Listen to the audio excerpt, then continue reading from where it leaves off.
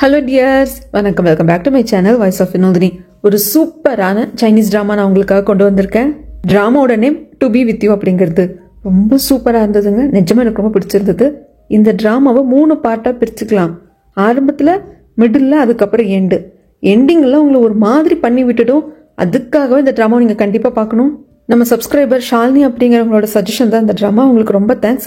நிறைய பேர் நிறைய ட்ராமா சஜஸ்ட் பண்ணுறீங்க. வேற எந்த சேனல்லையும் இல்லையா என்ன அப்படிங்கிறதையும் கொஞ்சம் மென்ஷன் பண்ணிடுங்க. இந்த ட்ராமா கம்ப்ளீட் பண்ணதுக்கு அப்புறமாக நீங்கள் சஜஸ்ட் பண்ண ட்ராமாஸையும் நான் போல்ல செட் பண்ணுறேன். எதுக்கு ஹை ஓட்டிங் வருதோ அந்த ட்ராமா நம்ம பார்க்க போகலாம். இந்த ட்ராமாக்கு ஒன்லைனரே வேண்டாங்க, ஏன்னா அது கடைசியில் ஸ்பாய்லர் ஆகிடும். டைரெக்டாக வீடியோக்குள்ளே போயிடலாம். அதுக்கு முன்னாடி என்னோட வாய்ஸ் ஓவர், ஸ்டோரி, நரேஷன் எல்லாம் பிடிச்சிருந்தது அப்படின்னா லைக் பண்ணிட்டு பாருங்க. அப்படியே உங்கள் ஃப்ரெண்ட் அண்ட் ஃபேமிலி கூட ஷேர் பண்ணிக்கோங்க. இது வரைக்கும் யாராவது சப்ஸ்கிரைப் பண்ண பார்த்துட்டு இருந்தீங்கன்னா மறக்காம சப்ஸ்கிரைப் பண்ணிக்கோங்க. இப்போ அவங்க கதைக்குள்ள போயிடலாம். கதையோட ஆரம்பமே பிரான்ஸ் நாட்டை தான் காட்டுறாங்க. அங்கதான் நம்ம கதையோட நாயகியை காட்டுறாங்க. இவங்க பேர் வந்து மியா. மியா ஒரு பேக்கரியில பார்ட் டைமா ஒர்க் பண்ணிட்டு இருப்பாங்க. இப்படி அவங்க நம்மளுக்கு காட்டிட்டு இந்த பக்கம் ஒருத்தரை காட்டுறாங்க. அவர் தலை தெறிக்க ஓடி வந்துட்டு இருக்காரு. டேபிள், ஆளுங்க எல்லாரும் தாண்டி தாண்டி ஓடுறாரு. ஆனா அவரை துரத்திட்டு வர்றவங்க டேபிளை சுத்தி நார்மலா தான் ஓடி வராங்க. இவர் மட்டும் ஏன் தாண்டி தாண்டி ஓடுறாருன்னா, ஏன்னா இவரு தான் இந்த கதையோட நாயகன். இவரோட பேர் வந்து ஓயங். நம்ம மியா பேக்கரி ஓபன் பண்ணிட்டு போர்டை கொண்டு வந்து வெளியே வைக்கிறப்போ மியாவையும் போர்டையும் தாண்டியே இவர் ஓடுறாரு. அந்த அளவுக்கு இருக்குன்னா பாத்துக்கோங்க. கடைசியில் இவங்க கண்ணு எல்லாத்தையும் மண்ணை தூவிட்டு அவர் கார் இருக்கிற இடத்துக்கு தான் ஓயங் ஓடி வந்திருப்பாங்க. கார் எடுத்துட்டு அங்கிருந்து கிளம்பிடுறாங்க. துரத்திட்டு வந்தவங்களுக்கு என்ன பண்றதுன்னு தெரியல. மியா இங்க ஒரு பெரிய யூனிவர்சிட்டியில காஸ்மெட்டிக் சம்பந்தப்பட்ட படிப்பு தான் படிச்சுட்டு இருப்பாங்க. இந்த பேக்கரியில பார்ட் டைம் ஒர்க் பண்ணிட்டு இருப்பாங்க. இங்க பென்னு ஒருத்தர் இருப்பாங்க. இப்போ மியா சைனாக்கு கிளம்ப வேண்டிய டைம். ஏன்னா அவங்களோட படிப்பு முடிஞ்சு போச்சு. இங்க இவங்க பேக்கரியில மட்டும் பார்ட் டைமா ஒர்க் பண்ணிருக்க மாட்டாங்க. ஒரு கோல்ஃப் கோர்ட்லயும் பார்ட் டைமா ஒர்க் பண்ணிருப்பாங்க. இவங்க கையாலேயே கேக் எல்லாம் செஞ்சு அவங்க எல்லாருக்கும் கொடுக்கலாங்கிறதுக்காக பேக் பண்ணிட்டு இருக்காங்க. பென்னு தான் இந்த பேக்கரியோட ஓனர். அவருக்கு மியாவை பிடிக்கும். நீங்க தான் எனக்கு இது செய்ய சொல்லி கொடுத்துருக்கீங்க, நீங்க தான் என்னோட ஷிஃபு அப்படிங்கிறாங்க. ஏன் ஷிஃபுன்னு சொல்றாங்க அப்படிங்கிறது குங்ஃபு பாண்டா அப்படிங்கிற ஒரு அனிமேஷன் படத்தை பார்த்தவங்களுக்கு தெரியும். ஏன்னா அங்க பாண்டாவுக்கு ஷிஃபு அப்படிங்கிறவர் தான் அந்த மார்ஷல் ஆர்ட்லாம் சொல்லி கொடுப்பாங்க. நீங்க தான் என்னோட ஷிஃபு அப்படின்னு சொல்லிட்டு வணக்கம்லாம் சொல்றாங்க மியா. அந்த சமயத்துல, நீ உன் பாய் ஃப்ரெண்ட் கூட போய் சேர போறியா, நீ அவனை பார்க்க போறியா, அதுக்காக தான் போறியா அப்படிங்கிறதுக்கு பென், என் படிப்பு முடிஞ்சிருச்சு, அண்ட் தென் நான் கிட்டத்தட்ட ஒரு 3 வருஷமா என் லவ்வரை பிரிஞ்சிருக்கேன் அப்படின்னு சொல்றாங்க. இவங்க 2 பேர் எடுத்துக்கிட்ட போட்டோவையும் ஒரு பாக்குறாரு. இதை பாரு, ஒருவேளை உனக்கும் பாய் ஃப்ரெண்டும் கடையில் பிரேக்கப் ஆயிடுச்சு அப்படின்னா பென்னு நான் ஒருத்தன் இருக்கேன், நீ உடனே எனக்கு கால் பண்ணும் சரியா அப்படின்னு சொல்றாங்க. மியா இதுக்கு ஜஸ்ட் சிரிக்க மட்டும்தான் செஞ்சுக்கிறாங்க. இப்படி தன்னோட லவ்வரையே மனசுல நினைச்சிட்டு இருக்கா மியா. ஆனா மியாவோட லவ்வரை சைனால காட்டுறாங்க. வேற ஒரு பொண்ணு கூட பெட்ல ஒன்னா படுத்து தூங்கிட்டு இருக்காரு. அந்த லேடி ஃபர்ஸ்ட் எழுந்துட்டு எனக்கு பசிக்குது அப்படின்னு சொல்லிட்டு, மியாவோட பாய் ஃப்ரெண்ட் பேர் வந்துட்டு ஷென்னை எழுப்பி விடுறாங்க. அவரு எந்திரிச்சு சோறு கேட்கறாளே அப்படின்னு கூட கோவப்படாம, ஓகே டார்லிங் நான் பண்ணி எடுத்துட்டு வரேன் அப்படின்ட்டு போறாரு. இந்த பக்கம் நம்ம ஹீரோ ஓயங் தப்பிச்சு போனாரு இல்லையா கார்ல. பின்னாடி வந்தவங்க அவங்களும் ஒரு கார்ல ஃபாலோவே பண்ணிட்டு வந்துட்டு ஒரு இடத்துல சுத்து போட்டுடுறாங்க. வேற வழியே இல்ல, இந்த பக்கம் மாட்டிக்கிட்டாரு. இங்க தன் கையால செஞ்ச கேக்க மியா அவங்க ஃப்ரெண்ட்ஸ்க்கெல்லாம் கொடுக்குறாங்க. இந்த இடத்துல பார்ட் டைம் ஜாப் பண்ண போனாங்களோ அந்த கோல்ஃப் கோர்ட் எல்லா இடத்துக்கு கொண்டே கொடுக்குறாங்க.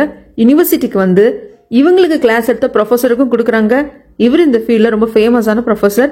இவருக்கு வந்துட்டு நீங்க ஏன் ஒர்க் பண்ணலாமேமா, பிரான்ஸ்லயே இரேன் அப்படின்னு சொல்லிட்டு சொல்றதுக்கு, இல்ல நான் என் அப்பாவை பார்க்கணும், என் லவ்வரை பார்க்கணும், அண்ட் தென் நான் என் நாட்டுக்கு போகணும், நான் அங்கதான் வந்துட்டு ஒர்க் பண்ணணும்னு ஆசைப்படுறேன் அப்படிங்கிறப்போ இவரும் சரி அப்படின்னு சொல்லிட்டு மியா கொண்டு வந்த கேக்கையும் சாப்பிட்டுட்டு, நீ எதுக்கும் கவலைப்படாத மியா, நீ டாப் ஸ்டூடெண்ட், உனக்கு நான் ரெஃபரன்ஸ் லெட்டர் எழுதி கொடுக்குறேன், கண்டிப்பா உனக்கு நல்ல பெரிய கம்பெனில வேலை கிடைக்கும் அப்படிங்கிறாங்க. இந்த பக்கம் எகெயின் சைனாவை தான் காட்டுறாங்க. தூக்கத்துல இருந்து எழுந்து வந்து தன் கூட இருக்கிற பொண்ணுக்கு செங்கல்லாம் சமைச்சு கொடுத்துட்டாரு. அதை பார்த்ததும் இந்த பொண்ணு வந்துட்டு கேட்பா, எங்க வீட்டுல இருந்து 2 ஆம்பளைங்க இருக்காங்க, என் அப்பா இன்னொன்னு என் தம்பி, அவங்க இப்படி எல்லாம் சமைக்கவே மாட்டாங்க, ஆம்பளைங்க சமைக்கிறப்ப தான் ரொம்ப சாமிங்கா இருக்காங்க அப்படிங்கிறப்போ, நீ எதுக்கும் கவலைப்படாத, நான் தான் இருக்கேன்ல, நான் எப்பவும் கூடவே இருப்பேன், உனக்கு என்ன வேணாலும் என்கிட்ட கேளு, ஃபர்ஸ்ட் இப்போ சாப்பாடு ஆறுறதுக்குள்ள சாப்பிடு அப்படின்னு சொல்லிட்டு இந்த பொண்ணு தாங்குறாங்க. இந்த பக்கம் ஓயங்க எல்லாரும் சுத்து போட்டாங்க இல்லையா. மனுஷன் இப்பவும் அடங்குறதுல இவங்க கிட்ட இருந்து தப்பிக்க பாக்குறப்போ ஒரு பாடி கார்டு மட்டும் பயங்கர ஸ்ட்ராங்கா இருக்காங்க. அடிச்சு பயங்கரமா நம்மளோட ஓயங்கள் லாக் பண்றாங்க. கடைசியில் ஓயங்க இருந்துட்டு ஓகே நான் என் தோல்வி ஒத்துக்கிறேன், நான் வர்றேன் அப்படிங்கிறாங்க. அதுக்கப்புறமாக தான் லாக் பண்ணிருக்கிறவங்களே விடுறாங்க. இந்த பக்கம் மியா அவ தங்கி இருக்கிற பிளாட்டுக்கு வந்துட்டா. இங்க ஒரு ஃப்ரெண்டு கூட தான் அவ தங்கியிருப்பா. இந்த பிளாட்டோட ஓனரே அந்த பொண்ணு தான். பயங்கர பணக்கார வீட்டு பொண்ணு. இவங்க அப்பா சைனால ஃபேமஸான இன்வெஸ்டர். ஆனா எந்த ஒரு பகட்டுமே இல்லாம இந்த பொண்ணு ரொம்ப தன்மையா மியா கிட்ட பழகுவா. மியா படிக்கிற அதே யூனிவர்சிட்டியில தான் இந்த பொண்ணு படிப்பா. ஆனா வேற கோர்ஸ். அந்த பொண்ணுக்கு இன்னும் படிப்பு முடியறதுக்கு இன்னும் ஒரு 6-7 மாசம் ஆகும். அதுக்கப்புறமாக தான் சைனா கிளம்புவா. சுவி தன்னோட அபார்ட்மெண்ட்ல தன் கூட தங்கிக்கிறதுக்கு மியாவை அலோ பண்ணதுனால மியாவால முடிஞ்ச அளவுக்கு இந்த வீட்டை கிளீன் பண்ணிக்கிறது சமைக்கிறது அப்படின்னு சொல்லிட்டு நிறைய ஹெல்ப் பண்ணிட்டே இருப்பா. இப்ப தான் சைனா போனதுக்கு அப்புறமாக சாப்பிடுறதுக்கு சுவி ரொம்ப கஷ்டப்படுவா அப்படின்னு சொல்லிட்டு அவங்களுக்கு ஏற்ற மாதிரி ஃபுட் எல்லாம் கண்டெய்னர்ல செஞ்சு போட்டு வைக்கிறாங்க. இதெல்லாம் நீ ப்ரீ ஹீட் பண்ணா மட்டும் போதும், ஒரு சிலதெல்லாம் நீ குக் பண்ற மாதிரி இருக்கும், அதுக்கான இன்ஸ்ட்ரக்ஷனையும் அந்த டப்பாக்கு மேலே எழுதி வச்சிருக்கேன் அப்படின்னு சொல்ல, இது பாரு உன்னோட பேக் ரொம்ப ஓட்ட ஓட்டையா பழசா இருந்தது மியா, அதனாலதான் இந்த ட்ராலியை நான் வாங்கியிருக்கேன் வச்சுக்கோ அப்படின்னு சொல்லிட்டு சுவி கொடுப்பாங்க. வேண்டான்னு சொன்னாலும் சுவி கேட்கவே மாட்டாங்க. 2 பேரும் ஃப்ரெண்ட்ஸ் அப்படிங்கறத தாண்டியும் ஒரு சிஸ்டர் பாண்டிங் 2 பேருக்குள்ள இருந்துகிட்டே இருக்கும். கடைசியில் எல்லா திங்ஸையும் பேக் பண்ணிட்டு சுவி சென்ட் ஆஃபும் பண்ணி விடுறாங்க. ஃபிளைட்ல ஏறினதுக்கு அப்புறமாக தான் தெரியுது சுவி தனக்காக ஃபர்ஸ்ட் கிளாஸ்ல டிக்கெட் புக் பண்ணிருக்கான் அப்படிங்கறதே நம்மளோட மியாக்கு தெரிய வருது. அப்படியே மனசுல சுவிய பத்தி யோசிச்சுக்கிட்டு சுவியோட ஜாலியா அந்த நாட்களை யோசிச்சுக்கிட்டு அவங்க சீட்ல போய் உட்காடுறாங்க. சுவி அப்படிங்கிறவ ரொம்ப ரொம்ப ரொம்ப நல்ல பொண்ணு, பயங்கரமான கோடீஸ்வரி. பட் அந்த எந்த ஒரு பகட்டும் இல்லாம அடுத்தவங்க மேல அக்கறை எடுத்துக்கிறது, அடுத்தவங்க நல்லா இருக்கணும்னு நினைக்கிற அளவுக்கு ரொம்ப நல்ல பொண்ணு. எந்த பாகுபாடும் இல்லாம பழகுவா, கர்வமே வைக்கிட்டு இருக்காது. அது மட்டும் இல்லாம சுவியோட அபார்ட்மெண்ட்ல சுவி கூட தங்குறதுக்கு முன்னாடி வேற ஒரு அபார்ட்மெண்ட் இவங்களுக்கு ஏத்த மாதிரி ரெண்டுக்கு எடுத்து தான் தங்கியிருப்பாங்க நம்ம மியா. அந்த இடத்துல என்ன பிரச்சனை ஏதுன்னு சொல்லிட்டு தெரியல, ஓனர் திடீர்னு இந்த வீட்டை விட்டு வெளியே போ அப்படின்னு சொல்லிடுவாங்க. கொற்ற மலையில என்ன பண்றது ஏது பண்றது வேற எங்க போகிறது அப்படின்னு தெரியாம நிக்கிறப்போ சுவிதா கூப்பிட்டு தன் கூட தங்க வச்சிருந்திருப்பாங்க. ஏன்னா மியாவோட ஃபேமிலி அந்த அளவுக்கு பணக்கார ஃபேமிலி கிடையாது. அவங்க அப்பா ஒரு ஃபுட் ஸ்டால் வச்சிருந்திருக்காரு, அதுல வர வருமானத்தை கொஞ்சம் அனுப்பிச்சு வைப்பாரு. அப்பாவே கஷ்டப்படுத்தக்கூடாது அப்படிங்கிறதுக்காக பிரான்ஸ்ல இங்க தங்கி படிக்கிறப்ப கூட மியா பார்ட் டைம் ஜாப் எல்லாம் பார்த்துட்டு இருந்தாங்க இல்லையா. இதை பத்தி எல்லாம் யோசிக்கிறாங்க. அப்பதான் நம்மளுக்கு காட்டுறாங்க பக்கத்தில் இருக்கிற சீட்ல உட்காந்துட்டு இருக்கிறது நம்மளோட ஹீரோ ஓயங். அதை எதுக்காக நம்மளோட மியா கண்டுக்க போறாங்க, அவங்க பாட்டுக்கு டிராவல் பண்ண ஆரம்பிக்கிறாங்க. அப்படியே கொஞ்சம் தூங்கி போயிடுறாங்க. தூங்கி எழுந்ததுக்கு அப்புறமாக தான் இவங்களுக்கு தெரிய வருது இவங்க இப்படி டிராவல் பண்ண சமயத்துல ஃபிளைட் ட்ரிங்க்ஸ் எல்லாம் கொடுப்பாங்க இல்லையா, அது அதிகமா குடிக்க இவங்களுக்கு ஆல்கஹால் கண்ட்ரோலே கிடையாது. நம்மளோட ஓயங்க பார்த்துட்டு நீங்க பாக்குறதுக்கு பயங்கர ஸ்மார்ட்டா இருக்கீங்க, சிங்கரா ஆக்டரா அப்படின்னு சொல்லிட்டு நீங்க எங்க ஆட்டோகிராஃப் போடுங்க அப்படி இப்படின்னு சொல்லிட்டு பயங்கரமா இது பண்ணியிருப்பாங்க. இந்த பொண்ணு கிட்ட இருந்து தப்பிக்கிறதுக்கு அவர் ஆட்டோகிராஃப் எல்லாம் போட்டு கொடுத்திருப்பாரு. இப்ப போதை தெளிஞ்சதுக்கு அப்புறமாக போதையில நாம என்ன பண்ணோம் அப்படிங்கிறது மியாக்கு ஞாபகம் வேற இருக்கு. பயங்கர எம்பாரசிங்கா இருக்கு. அதுக்கப்புறமாக ஃபிளைட்டும் லேண்ட் ஆகுது. இவங்க 2 பேரோட சூட்கேஸும் ஒரே மாதிரி இருக்கும், ஓயங்கோடதும் மியா ஓடுதும். அதை வைக்கிற சமயத்துல மியா பாத்திருப்பாங்க, சரி எடுக்கிறப்ப கரெக்டா எடுத்துக்கலாம் நினைச்சிட்டு இருந்திருப்பாங்க. ஆனா ஃபர்ஸ்ட் எடுக்கிறது ஓயங். அவரு தெரியாதனமா மியாவோட சூட்கேஸ் எடுத்துக்கிறாங்க. அப்ப ஓயங்க சுத்தி இருக்காங்க இல்லையா, இவங்க எல்லாம் பாடி கார்ட்ஸுங்க ஓயங்க இங்க இருந்து கூப்பிட்டு போறதுக்காக தான் வந்திருக்காங்க. அவங்க சூட்கேஸை வாங்கிட்டு வாங்க சார் போலாம் அப்படிங்கிறதுக்கு, நீங்க என்ன கிட்னாப் பண்றீங்க கத்துனேன்னு வச்சுக்கோங்க அவ்வளவுதான் அவங்க சோழி முடிஞ்சது அப்படின்னு சொல்லிட்டு போறப்போ இது எல்லாத்தையும் மியா பாத்துட்டு இருப்பாளா. ஓ அப்போ இவரை கிட்னாப் பண்ணிட்டு போறாங்க போல இருக்கு, நம்ம ஹெல்ப் பண்ணோம் அப்படின்னு சொல்லிட்டு இவங்க பின்னுக்கவே உங்களை கிட்னாப் பண்ணிட்டு போறாங்களா, போலீஸ்க்கு கால் பண்ணுமா, நான் போனு கொடுக்கட்டுமா அப்படிங்கிறப்போ ஓயங் சிரிச்சிடுவாங்க. கடைசியில் ஒரு பாடி கார்டு இதை பாருங்க, இந்த கம்பெனியோட வைஸ் பிரசிடென்ட் இவங்க அப்பா தான் சேர்மேன், அவர் ஒரு பையனை பத்திரமா கூப்பிட்டு வர்றதுக்காக தான் எங்களை அனுப்பிச்சிருக்காங்க, சந்தேகம் இருந்தா இந்தாங்க இந்த கார்டை வச்சுக்கோங்க அப்படின்னு சொல்லிட்டு கொடுக்குறப்போ பல்ப் வாங்கிட்டே இருக்கியே மியா அப்படிங்கிற மாதிரி தான் இருக்கும். இந்த பக்கம் மியாவை பிக்கப் பண்றதுக்காக மியாவோட பாய் ஃப்ரெண்ட் ஷெங் வந்திருப்பாங்க. இந்த பக்கம் ஓயங்க பிக்கப் பண்றதுக்காக ஓயங்கோட அக்கா ஹீமா வந்திருப்பாங்க. ஹீமா இருக்கிறத பார்த்துட்டு செங் லைட்டா பம்புவாரு. அதுக்கப்புறம் ஓயங்க வந்ததும் என்னடா ஏதுடா ஏன்டா இப்படி பண்ணிட்டு இருக்க அப்படின்னு சொல்லிட்டு அங்கிருந்து கூப்பிட்டு போயிடுவாங்க. அதுக்கப்புறமாக பாய் ஃப்ரெண்ட பார்த்ததும் ரொம்ப சந்தோஷமா இருக்கும். யாருக்கு, மியாக்கு தான். ஓடி போய் எப்படி குரங்கு குட்டி மாதிரி தாவிப்பாங்க. மியா அவ்வளவு சந்தோஷமா இருப்பாங்க, நான் ரொம்ப மிஸ் பண்ண ஷெங் அப்படி இப்படின்னு சொல்லிட்டு பேசி தள்ளுவாங்க. அவனும் ஏதோ மியாக்கு ரொம்ப உண்மையா இருக்கிற மாதிரியே பேசுவான். ஷெங்கு கூட கார்ல மியா இருக்கிற சமயத்துல அவ ஃப்ரெண்டு சுவிக்கு வீடியோ கால் பண்ணுவாங்க. பாய் ஃப்ரெண்ட காட்டேடி அப்படின்னு சொல்றப்போ பேசுறதுக்கு கொஞ்சம் சங்கோச்சப்படுவாரு ஷெங்கு. அதை புரிஞ்சுக்கிட்டு நான் அப்புறமா கூப்பிடுறேன்னு சொல்லி கட் பண்ணிட்டு ரொம்ப கொஞ்சுவா, ரொம்ப குழைவா. மியா சந்தோஷமா இருக்கும் ஷெங்க பார்த்ததுல, அவ்வளோ ஹாப்பியா இருக்கும். எங்க பாடி கார்டு நம்ம ஓயங்க கூப்பிட்டு இருக்கிறப்போ ஓயங் இப்ப நான் உங்க கூட தானே வரேன், என் போனை கொடுங்க அப்படின்னு சொல்லிட்டு கேக்குறாங்க. அவரு போனை கொடுக்குறப்போ சார் மன்னிச்சிருங்க, இது சேர்மனோட ஆர்டர், அதனாலதான் கொஞ்சம் ஹார்ஷா கூப்பிட்டு வந்துட்டோம் அப்படிங்கிறாங்க. இங்க மியா ஷெங்கு கிட்ட பேசுற பேச்ச நிறுத்தவே கிடையாது. பிளைட்ல நடந்தது என்ன ஏது அப்படின்னு எல்லாத்தையும் சொல்றா. நீ கூட ஏர்போர்ட்ல ஒரு ஆளை பாத்தியே, அந்த ஆளை பிக்கப் பண்றதுக்காக ஒரு லேடி வந்திருந்தாங்களே, அந்த ஆள் தான் பிளைட்ல என் கூட பக்கத்து சீட்ல உட்காந்துட்டு இருந்தான். நான் கூட ஏதோ கிட்னாப்னு ஏதோ தப்பா நான் புரிஞ்சுக்கிட்டேன். கடைசியில பார்த்தா இந்த கம்பெனியோட வைஸ் பிரசிடென்ட் அப்படின்னு சொல்லிட்டு என்னென்னமோ பேசிட்டு இருக்கேன். ஷெங்க எல்லாத்தையும் கொட்டை கேட்டுட்டு இருக்காங்க. ஆனா மியாக்கெல்லாம் அவ அவ்வளவு எக்ஸைட்மெண்டா இருக்கா, ஷெங்க பார்த்து ரசிக்கிறா. அதுக்கப்புறம் ஷெங்கும் மியாவும் அவங்க அப்பா வச்சிருக்கிற அந்த ஃபுட் ஸ்டாலுக்கு வராங்க. அந்த சமயத்துலதான் மியா அவங்க அப்பாவை பாக்குறப்ப மனசுக்குள்ள பல விஷயங்களை யோசிப்பா. மியா அவங்க அப்பாவுக்கு சொந்த பொண்ணு கிடையாது, ஆர்ஃபனேஜ்ல இருந்து அடாப்ட் பண்ணி தான் வளர்த்துருப்பாங்க. இப்படி அடாப்ட் பண்ணி கூப்பிட்டு போனதுக்கு அப்புறமாக்கு தான் மியாவுக்கு ஹார்ட் டிசீஸ் இருக்கு அப்படின்னு சொல்லிட்டு தெரிய வந்திருக்கும். இவரோட சேவிங்ஸ் எல்லாத்தையும் கரைச்சு ட்ரீட்மெண்ட் பார்த்து மியாவை காப்பாத்திருந்திருப்பாங்க. அவர் கல்யாணமே பண்ணிக்காம மியாவை வளர்த்துருப்பாங்க.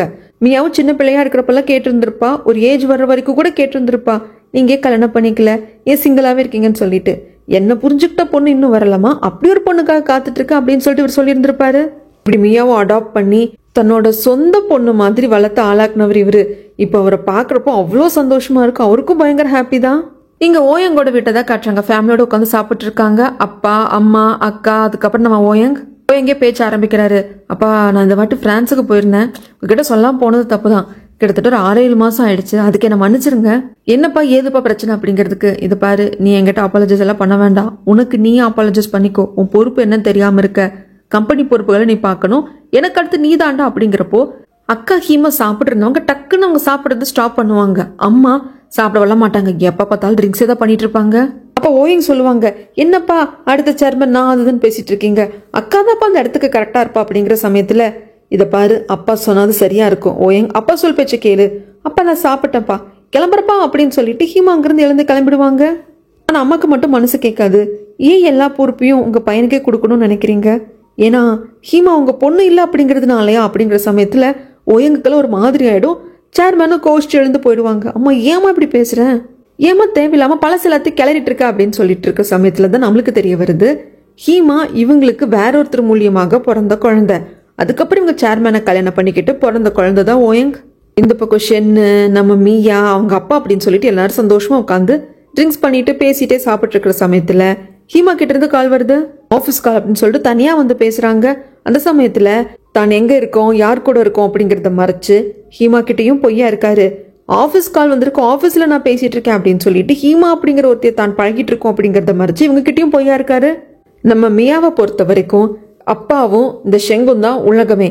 ஏன்னா ஷெங்கும் மியாவும் ஆர்ஃபனேஜ்ல இருந்தே ஒன்னா வளர்ந்தவங்க. சின்ன வயசுல ஷெங்கோட அம்மா அப்பா இறந்து போயிருப்பாங்க, அதுக்கப்புறம் ஆர்ஃபனேஜுக்கு வந்திருப்பாங்க. மியாக்கு ஒரு 3 வயசா இருந்தப்போ ஆர்ஃபனேஜுக்கு வந்திருப்பாங்க. ஸோ அந்த ஏஜ்ல தான் 2 பேரும் ஒன்னா வளர்ந்துருக்காங்க. அதனால அவங்க பாண்டிங் இவ்வளவு ஸ்ட்ராங்கா இருக்கு. மியாவை தத்தெடுத்துட்டு மியாவோட அப்பா வளர்க்க ஆரம்பிச்ச சமயத்துல மியா கூடயும் ஆர்ஃபனேஜ்ல இருந்ததுனால ஸ்கூல்லயும் ஒன்னாதான் படிச்சிருந்திருப்பாங்களா, அதனால அவரையும் வந்துட்டு, அதாவது ஷெங்கையும் வந்துட்டு மியாவோட அப்பா நல்லா தான் பார்த்துட்டு இருந்திருப்பாரு. மியாவோட அப்பாவுக்கு மியா வந்து பிரான்ஸ் போய் நல்லா படிச்சிருக்கா, அங்கேயே வேலை பார்க்கணும், அவன் அங்கேயே நல்லா இருக்கணும் அப்படிங்கறது ஒரு ஆசை. ஆனா மியாவை பொறுத்த வரைக்கும் படிச்சுட்டு தான் நீங்க எகேன் வரணும், இங்கேயே வேலை பார்க்கணும், அப்பா கூடயும் இருக்கணும், ஷெங்கு கூடயும் இருக்கணும் அப்படிங்கறது தான் ஆசை. மியாவோட அப்பா ஷெங்கு கிட்ட என்ன சொல்லுவார் அப்படின்னா, இவ வேலைக்காக பிரான்ஸ் போனா அப்படின்னா இங்க நீ ஒர்க் பண்ற கம்பெனில இருந்து ரிசைன் பண்ணிட்டு நீயும் வந்து அவ கூடயே போயிடு, அங்க ஒரு கம்பெனில வேலை பாரு அப்படின்னு சொல்லிட்டு சொல்லியிருப்பாங்க. பெரியவங்க பேசுறாங்களே அப்படிங்கறதுக்காக ஷெங் எதுவும் மறுப்பு தெரிவிச்சிருக்க மாட்டாங்க. ஆனா இப்ப மியா சொல்றாங்க, என்னால மறுபடியும் பிரான்ஸ் போக முடியாது ஷெங், இங்கதான் இருக்கணும், அப்பா கூட தான் இருக்கணும் அப்படின்னு சொல்லிட்டு ஹக் பண்ணிக்க, மனசாட்சியே இல்லாம துரோகம் பண்றோம் அப்படின்ட்டு கொஞ்சம் கூட வலிக்காம, நான் இருக்கேன்டா சில எல்லாத்தையும் நான் பாத்துக்கிறேன் அப்படின்னு ஷெங் வாக்குறுதி கொடுக்குறான்.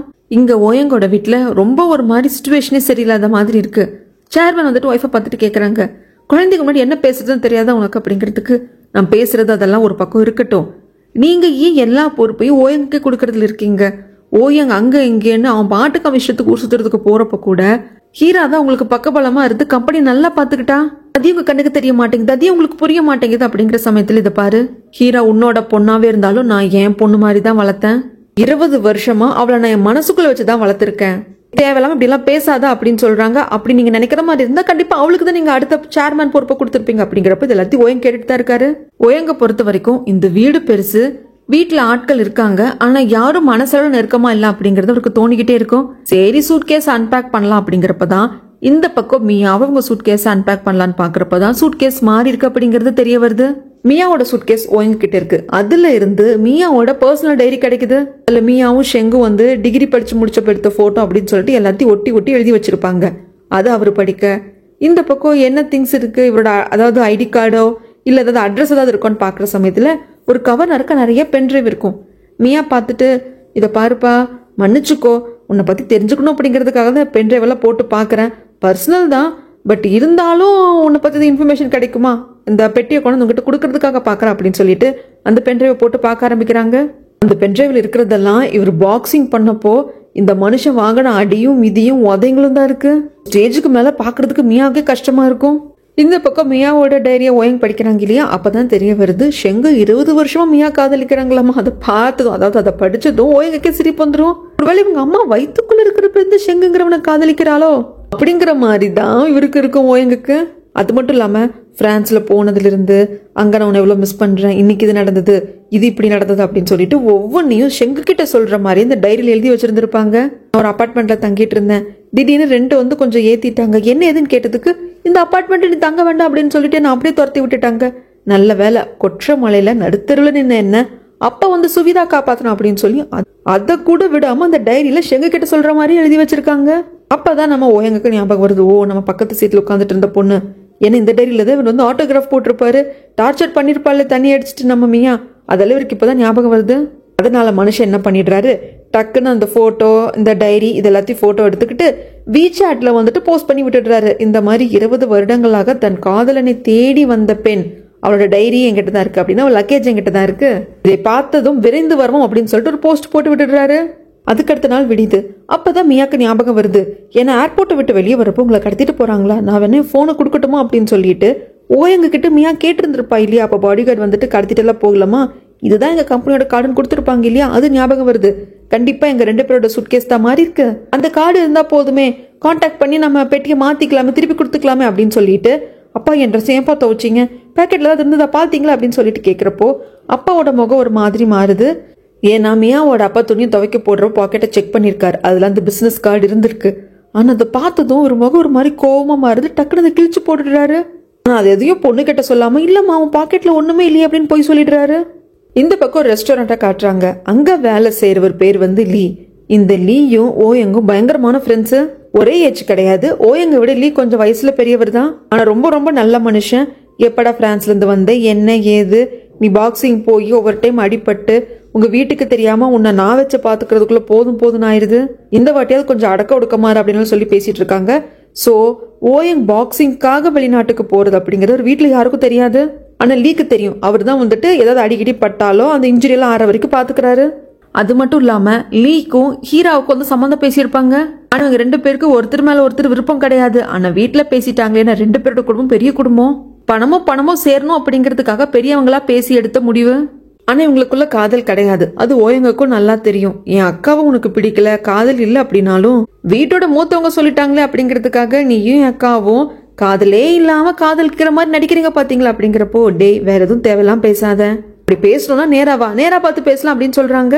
அதான் அப்படி பேசிக்கிட்டு லீ வந்து டேபிள் எல்லாம் கிளீன் பண்ணுவாரா, என்ன சத்தம் ஓயம் கேட்கறதுக்கு, டேபிள் கிளீன் பண்ணிட்டு இருக்க கோடீஸ்வரன் நீ எதுக்குடா டேபிள் கிளீன் பண்ற அப்படிங்கிறப்பதான் தெரிய வருது. பெரிய பெரிய ஹோட்டல்ஸ் எல்லாம் வந்துட்டு லீயோட ஃபேமிலி வச்சிருக்காங்க, லீயோ அதை மேனேஜ் பண்ணிட்டு வராங்க. ஆனா அவங்க தாத்தா ஃபர்ஸ்ட் இந்த ஹோட்டல் இருந்து தான் அத்தனை பிசினஸே ஆரம்பிச்சாராம். அதனால எவ்ரி மண்டே ஃபர்ஸ்ட் இங்க வந்து பாத்திரம் கழுவுறது, டேபிள் கிளீன் பண்றது, சர்வ் பண்றது அப்படிங்கிற வேலையை கண்டிப்பா செய்யணும் அப்படின்னு சொல்லிட்டு தாத்தா வந்து ஸ்ட்ரிக்டா லீக்கு ஆர்டர் போட்டிருக்காரு. இப்படி இவங்க கான்வர்சேஷன் போயிட்டே இருக்கிறப்போ இடையில ஹீராவை காட்டுவாங்க. ஹீரோ போன நோண்டிட்டு இருக்கிற சமயத்துல வீச்சாட்டை தான் பாத்துட்டு இருப்பாங்களா, அந்த சமயத்துல இந்த போஸ்டர் பாத்துருவாங்க, இந்த மாதிரி இந்த பொண்ணோட சூட்கேஸ் என்கிட்ட தான் இருக்கு, மாறி போச்சு அப்படின்னு சொல்லிட்டு அந்த டைரியில இந்த போட்டோல எடுத்து தானே போஸ்ட் பண்ணிருப்பாரு வீச்சாட்ல. ஓயங்க அதை பாத்துடுறாங்க. அதுவும் அவங்க எடுத்த போட்டோல ஷெங்குமியாவும் ஒன்னா இருக்கிற மாதிரி போட்டோ இருக்கும். அதை பார்த்து வந்து இவங்க ஒரு விஷயத்த யோசிச்சு பாக்குறாங்க. ஹீராவும் சரி ஷெங்கும் சரி அடிக்கடி ஒன்னாவே கூட தங்கிப்பாங்க ஷெங்கோட பிளாட்ல. அந்த சமயத்துல ஷெங் இது யாருது அப்படின்னு சொல்லிட்டு கேட்டிருப்பாங்க. இது என்னோட எக்ஸ் கேர்ள் ஃப்ரெண்ட் அப்படின்னு சொல்லிட்டு மியாவை வந்துட்டு இப்படி சொல்லியிருந்திருப்பாரு ஹீரா கிட்ட. ஓ அப்படியே அப்படிங்கிற சமயத்துல எங்கிருந்து உனக்கு இந்த போட்டோ கிடைச்சது ஹீரா அப்படின்னு கேட்கிறப்போ, உன்னோட டேபிள் டிராயர் இருந்து அப்படிம்பாங்க. டக்குனு அந்த போட்டோ வாங்கி கிழிச்சு அந்த பக்கம் போட்டிருப்பாரு.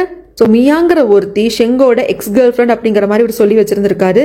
இப்போ இந்த போட்டோல வீச்சாட்ல வந்ததை பார்த்ததும் உடனே தம்பியை பாக்குறதுக்காக வீட்டுக்கு வந்து, ஓ எங்க வீச்சாட்ல எதுக்கு தேவையெல்லாம் போட்டு வச்சிருக்க, அக்கா என்னோட சூட்கேஸ் மாறிடுச்சுக்கா, அந்த பொண்ணோட சூட்கேஸ்ல அவ டைரி தான் இருந்தது, அது மட்டும் இல்லாம 20 வருஷமா லவ் ஸ்டோரி அப்படிங்கிறப்ப அதெல்லாம் இருக்கட்டும், வீசாட்ல இருக்கிற அந்த எல்லாத்தையும் ஃபர்ஸ்ட் டெலீட் பண்ண, அப்புறம் லக்கேஜஸ் எப்படிக்கா கிடைக்கும், அது கிடைக்கிறதுக்கு என்னோட பொறுப்பு. அந்த பொண்ணு கூட போட்டோல இருக்கிறது ஷெங்கு, நம்மளோட கம்பெனில தான் சேல்ஸ் மேனேஜரா ஒர்க் பண்ணிட்டு இருக்காரு. நான் அவர்கிட்ட இந்த லக்கேஜை கொடுத்து உன் லக்கேஜை வாங்கி கொடுக்கும்படி சொல்றேன் அப்படிங்கிறாங்க. எங்க இருக்கு எதுக்குன்னு கேட்கறதுக்கு என் ரூம்ல இருக்குக்கா அப்படின்னு சொல்லிட்டு வாங்கி சொல்லிடுவாங்க. ஆனா எங்க கம்பெனில அது கொஞ்சம் ஃபேமஸ் ஆயிடுச்சு, ஏன்னா நிறைய பேர் வீசாட் யூஸ் பண்ணுவாங்க. அதுல இந்த போஸ்டர் பாத்துடுறாங்க.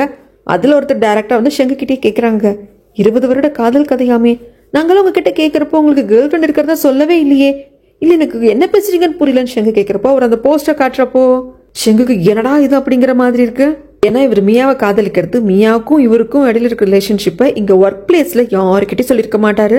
என்ன பண்றதுன்னு தெரியாம இருக்கிறப்போ இந்த பக்கம் ஓயங் எகேன் எல்லாருக்கும் டாடா பை பை காட்டிட்டு ரகசியம் எங்க போக பக்க பாடி கார்டு பிடிச்சிடுறாங்க. இந்த வாட்டி பாடி கார்டு அடிச்சிடணும் அப்படின்னு சொல்லிட்டு நினைக்கிறாங்க. ஆனா இல்ல, பாடி கார்டு பயங்கர ஸ்ட்ராங்கா இருக்காங்க. அவரு தான் அடிச்சு லாக் பண்ணி கூப்பிட்டு வராங்க. கார்ல வர்றப்போ கூட கேக்குறாங்க, எப்படி இவ்வளவு ஸ்ட்ராங்கா ஃபைட் பண்றீங்க, என்னால உங்களை பீட் பண்ணவே முடியலையே அப்படிங்கிறப்போ அது அப்படிதாங்க, நம்மளோட உறுதி அப்படிங்கிறது உடம்புல மட்டும் கிடையாது, மனசுல இருக்கணும் அப்படிங்கிறாங்க. சரி சரி கிளாஸ் எடுத்தது போக இப்போ நம்ம எங்க போயிட்டு இருக்கோம், உங்க அப்பா தான் உங்களை வந்து கம்பெனிக்கு கூப்பிட்டு வர சொன்னாங்க. டெய்லி நீங்க கம்பெனிக்கு வந்து நீங்க ஒர்க் பண்றீங்க அப்படிங்கறத நான் கன்ஃபார்ம் பண்ணி அவர்கிட்ட சொல்லணும் அப்படின்னு சொல்லி கூப்பிட்டு வராங்க. இங்க மியாவை தான் கட்டுறாங்க. மியாக்கு அந்த பிசினஸ் கார்டு தொலைஞ்சு போச்சு, போன் நம்பர்ல எதுவும் இருக்காது. ஆனா கம்பெனி பேர் சொன்னது ஞாபகம் இருக்கும் இல்லையா, அதனால அந்த கம்பெனிக்கே போய் நாம எப்படியாவது நம்மளோட லக்கேஜை வாங்கிட்டு இந்த லக்கேஜை திருப்பி கொடுத்துலாம் அப்படின்னு சொல்லிட்டு வந்திருப்பாங்க. ஓயங்கோட பேர் கூட தெரியும், ஏன்னா ஏர்போர்ட்டுக்கு ஹீரா அவங்க தம்பியை பிக்கப் பண்ண வந்தப்போ ஓயங்கன்னு சொல்லி தான் கூப்பிட்டுருப்பாங்க. ஸோ கம்பெனி பேரும் தெரியும், ஆள் பேரும் தெரியும்.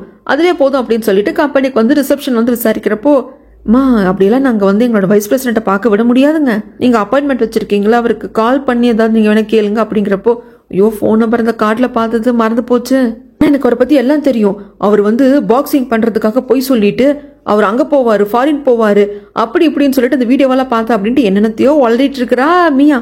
அப்ப கரெக்டா கம்பெனிக்குள்ள வந்தவர் பாத்துடுறாரு, வாயை மூடு அப்படின்னு சொல்லிட்டு, நீங்க எதுக்கும் கவலைப்படாதீங்க, இவன் என் ஃப்ரெண்டு தான் அப்படின்னு சொல்லிட்டு ஓயங் அங்கிருந்து கூப்பிட்டு போவாங்க. ஆனா இப்படி ஒரு வாயை பத்தி கூப்பிட்டு போறத பார்த்தவங்க ஓயங் சாரோட கேர்ள் ஃப்ரெண்ட் போல இருக்கு அப்படின்னு அப்படி புரிஞ்சுக்கிறாங்க. எதுக்கு இப்ப ஃப்ரெண்ட் டெஸ்க்ல இருந்து கத்திட்டு இருந்தா அப்படிங்கிறப்போ, இதை பாருங்க இதுதான் உங்களோட லக்கேஜ், எனக்கு என் லக்கேஜ் திரும்பி வேணும், வாங்கிட்டு போலான் தான் வந்திருக்கேன் அப்படிங்கிறப்போ, ஓ வீச்சேட்டை பார்த்துட்டு வந்தேன்னு கேக்குறாங்க. வீச்சேட்டா? இல்லையே நான் வீச்சேட் பார்க்கல, நீங்க இந்த கம்பெனியோட அந்த கார்டு பிசினஸ் கார்டு கொடுத்தாங்க இல்லையா, அது தொலைஞ்சு போச்சு, ஆனா அந்த கம்பெனி பேர் தெரிஞ்சதுனால தான் வந்திருக்கேன் அப்படிங்கிறப்போ, வீசாட்ல நீங்க என்ன பண்ணீங்க அப்படிங்கிறப்போ, உன்னோட டைரியை படிச்சேன், அதை வீசாட்ல போஸ்ட் பண்ணேன், அதை பார்த்தா நீ வருவியோ அப்படின்னு சொல்லிட்டுங்கிறப்போ, என்ன தைரியம் வந்து இதெல்லாம் பண்ணுவீங்க அப்படிங்கிறாங்க. தைரியம் இருக்கிறதுல அப்புறம் இருக்கட்டும், 20 வருட காதல் கதை, ஷெங்க 20 வருஷமா காதலிச்சேன் அப்படிங்கிறியே, உனக்கு என்ன வயசு இப்போ? 24. அப்போ உனக்கு 4 வயசா இருக்கிறப்ப இருந்து ஷெங்க காதலிச்சிட்டு இருக்கே அப்படிங்கிற சமயத்துல, இதை பாருங்க சார், அதெல்லாம் உங்களுக்கு தேவை கிடையாது, உங்க லக்கேஜ் கிடைச்சிருச்சா, நீங்க இவ்வளவு பேசுறீங்களே, உங்க லக்கேஜுக்குள்ள கூட தான் நான் பென்ட்ரைவ் பார்த்தேன், எத்தனை அடி வாங்குனீங்க அப்படின்னு கூட நான் நோட் பண்ணி வச்சிருக்கேன், என்னோட லக்கேஜ் திரும்பி கிடைக்கல அப்படின்னா நான் அந்த பென்ட்ரைவ்ல இருக்கிறதுல ஒரு காப்பி எடுத்து வச்சிருக்கேன், நெட்ல ரிலீஸ் பண்ணிடுவேன் அப்படிங்கிறாங்க. சரி சரி கத்தாத அப்படின்னு சொல்லிட்டு, இவங்க அக்கா கிட்ட தானே இப்போ அந்த லக்கேஜ் இருக்கு, அவங்க அக்கா ஹீராக்கு கால் பண்ணா, அவங்க அந்த டைரி உட்காந்து படிச்சுட்டு இருக்காங்க. ஓயங் கால் பண்றப்போ அட்டன் பண்றது இல்ல, என்ன பண்றதுன்னு தெரியல. இதை பாருமா பொண்ணே, லக்கேஜை வச்சுட்டு போ, உன்னோட லக்கேஜ் வந்து வீட்டில் இருக்கு, இப்போ நான் இங்கிருந்து போக முடியாது, அங்கே பார்த்தியா என் பாடி கார்டு உட்காந்துட்டு இருக்கான்னு இந்த கம்பெனியில் வேலை செய்யறத பார்க்கறதுக்காக உட்காந்துட்டு இருக்கான், அப்புறமா அனுப்பிச்சு வைக்கிறேன் அப்படிங்கிறாங்க. என்ன வேலை செய்றீங்க, வெட்டியாக தானே இருக்கீங்க, வாங்க அப்படிங்கிறப்போ பாடி கார்டு இருந்துட்டு இல்லை சார் எங்கேயும் வரமாட்டாங்க அப்படின்னு சொல்லிடுறாங்க. என்ன பண்ணுறதுன்னு தெரியல. மியாவும் இங்கேருந்து போக மாட்டேன்றா. ஸோ மியாவோட ஃபோனை வாங்கி, இதை பாரு என் நம்பர் கொடுத்துருக்கேன், உன் நம்பர் இப்போ என்கிட்ட இருக்கு, நான் வந்து கண்டிப்பாக கால் பண்ணுறேன், சரி இப்போ இங்கிருந்து போ அப்படிங்கிறப்போ, ஓகே ஓகே போறேன், என்னை ஈஸியா ஏமாத்திடலாம் நினைக்காத, நீ அந்த பாக்ஸிங் ரிங்குக்குள்ள மாங்குன்னு அடி வாங்கினது எல்லாத்தையும் நான் ஒரு காப்பி எடுத்து வச்சிருக்கேன், என்னை ஏமாத்தின அப்படின்னா நெட்ல ரிலீஸ் பண்ணிடுவேன் அப்படின்னு சொல்றப்போ, அவ்வளோலாம் நீ ஒன்றும் போக வேண்டாம், உன் பாய் ஃப்ரெண்ட் ஷெங்கு, அதான் 20 வருட காதல், அவர் எங்க கம்பெனில தான் சேல்ஸ் மேனேஜரா ஒர்க் பண்றாரு, லக்கேஜை நான் அவர்கிட்ட கூட கொடுத்து விடுவேன் அப்படிங்கிற சமயத்துல ஷெங் இங்கேயா வேலை செய்யறான் அப்படிங்கிறாங்க. அது இவர் பிடிச்சுக்கிறாரு. 20 வருஷம் காதலுங்கிற ஷெங் இங்க வேலை பார்க்கறது கூட உனக்கு தெரியல அப்படிங்கிறப்போ, போதும் போதும் நான் கிளம்புறேன் அப்படின்னு சொல்லிட்டு கிளம்புறப்ப கரெக்டா சேர்மேன் எதுக்கால வருவாங்க. என்னடா பொண்ணு அப்படிங்கிற மாதிரி பார்ப்பாங்க. மீ அதுவும் கண்டுக்காம வெளியே வந்துடுவாங்க. வந்த சேர்மேன், இன்னுமாடா லாலிபாப் தின்னுட்டு இருக்க, ஒழுங்கா வீசிட்டேன் கூட வா அப்படின்னு சொல்லிட்டு பையனை அதட்டி கூப்பிட்டு போவாங்க. இந்த பக்கம் நம்ம மியாவோட டைரி மொத்தத்தையும் ஹீரா படிச்சு முடிச்சுட்டாங்க. ஹீராக்கு ஏதோ மனசுக்குள்ள தோணிக்கிட்டே இருக்கு, ஷெங் இந்த கம்பெனில தான் சேல்ஸ் மேனேஜரா இருக்காங்க அப்படிங்கிறது நம்ம மியாக்கு கூட தெரியல. ஆனா மியா அதை பெருசுப்படுத்தாம ஷெங்க பாக்குறதுக்காக ஸ்நாக்ஸ் எல்லாம் வாங்கிட்டு வருவாங்க. நான் வீசாட் பாக்குற எல்லாருக்கும் இவங்க கதை ஃபேமஸ் ஆயிடுச்சு, அதனால நீங்க தானே ஷெங்கோட கேர்ள் ஃப்ரெண்ட், வீசாட்ல உங்க ஸ்டோரியை நான் பார்த்தேன், வாங்க அப்படின்னு சொல்லிட்டு கூப்பிட்டு போறாங்க. எல்லாரும் ஒரு மாதிரி குசு குசுன்னு பேசிக்க என்ன ஏதுன்னு மியா கேட்கறதுக்கு எல்லாருக்கும் உங்க காதல் கதை தெரிஞ்சு போச்சு அப்படின்னு சொல்லிட்டு ஷெங்கோட ரூமுக்கு கூப்பிட்டு வராங்க. மியாவை பார்த்த ஷெங்குக்கெல்லாம் திக்குன்னு இருக்கு. 2 கை நடக்க பேக்ல வந்துட்டு நிறைய ஸ்நாக்ஸ் எல்லாம் வாங்கிட்டு வந்திருப்பாங்க. இது நல்லா இருக்கும் அது நல்லா இருக்கும் அப்படிங்கிறதுக்கு, நீ எப்படி இங்க வந்த, நீ ஏன் இந்த கம்பெனில வேலை செய்யறேன்னு என்கிட்ட சொல்ல ஷெங் அப்படிங்கிறப்போ, அது இருக்கட்டும் நீ எப்படி வந்த ஏதுன்னு கேட்கறதுக்கு, என்னோட லக்கேஜ் வந்து இந்த ஓயங்கோட லக்கேஜோட தான் மாறி போச்சு, இந்த கம்பெனியோட வைஸ் பிரசிடென்ட் இருக்காரு இல்லையா அவர் தான், அவர் லக்கேஜை கொடுத்துட்டு என் லக்கேஜை வாங்கலான்னு வந்த சமயத்தில் தான் எனக்கு இதெல்லாம் தெரிய வந்தது, அது அப்படி ஒன்று பார்த்துட்டு போலான்னு வந்தேன், ஆனா நம்மளை பத்தி எல்லாம் சொல்லியிருக்க போல இருக்கு, எல்லாருக்கும் என்ன தெரிஞ்சிருக்கு, உன் கேர்ள் ஃப்ரெண்ட் சொல்லிட்டு என்ன நல்லா ட்ரீட் பண்ணாங்க அப்படிங்கிறப்போ நான் எதுவும் சொல்லலை, இப்படிதான் தெரிஞ்சது அப்படின்னு சொல்லிட்டு இந்த வீச்சாட்டை காட்டுறாங்க. சரி எப்படி தெரிஞ்சா என்ன ஷேங், நான் தானே உங்க கேர்ள் ஃப்ரெண்டு, நாம தானே கல்யாணம் பண்ணிக்க போறோம் அப்படிங்கிறப்ப இவள் எப்படி சமாளிக்கிறதுன்னு தெரியாம உட்காந்து யோசிச்சுட்டு இருக்கேன். அப்போ ஹீரா கிட்ட இருந்து வாய்ஸ் மெசேஜ் வருது, உன்னை உடனே பார்க்கணும் அப்படின்னு சொல்லிட்டு இதுக்கப்புறம் என்ன நடந்தது அப்படிங்கறத நான் அடுத்த சொல்றேங்க.